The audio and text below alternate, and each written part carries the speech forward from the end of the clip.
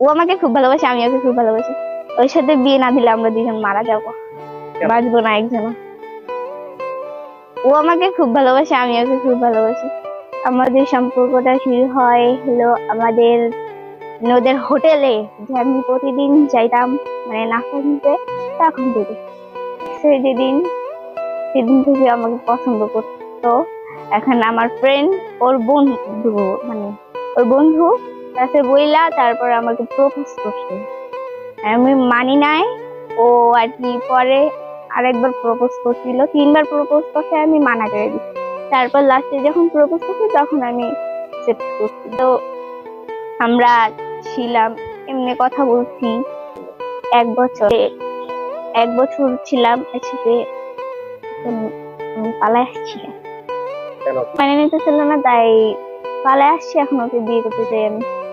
তো হয় নাই, কিন্তু এখন বাসা থেকে তো মেনে নিবে না, তাই যদি আমি ঢাকা চলে যাই ও মারা যাবে, নাহলে আমি মারা যাব।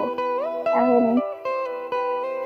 আমি চাইতেছি, ও বলতেছে যে আমার সাথে যাবে, কিন্তু এখন আব্বু আম্মু যদি না মানে তাহলে আমরা কিভাবে যাব? আমার নাম মোহাম্মদ রাহুল, আর ওর নাম হলো মোহাম্মদ নাহিদ। আর আমাদের সিলেকশন হচ্ছে, যখন আমি কাজে দেখি তখন ওকে দেখে আমাকে ভালো লাগছে, এই জন্য আমাকে তুমি প্রস্তাব দিয়েছিল। তারপরে 2 দিন পর সে এসে আমরা রাজি হয়েছে। তারপরে আমাদের রিলেশন 1 বছর, তারপরে বাসা থেকে মেনে নিচ্ছিল না বিয়ে করার কথা।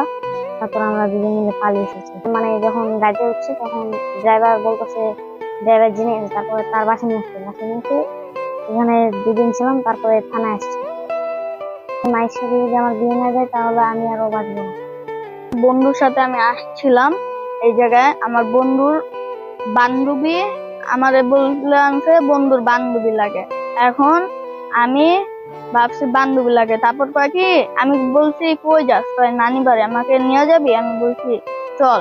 তারপরে এখানে আইয়া জানতে পারি ওরা গার্লফ্রেন্ড, ওদের মধ্যে 1 বছরের সম্পর্ক।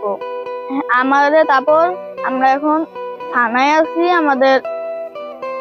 ওদের জন্য থানায় আছি এখন।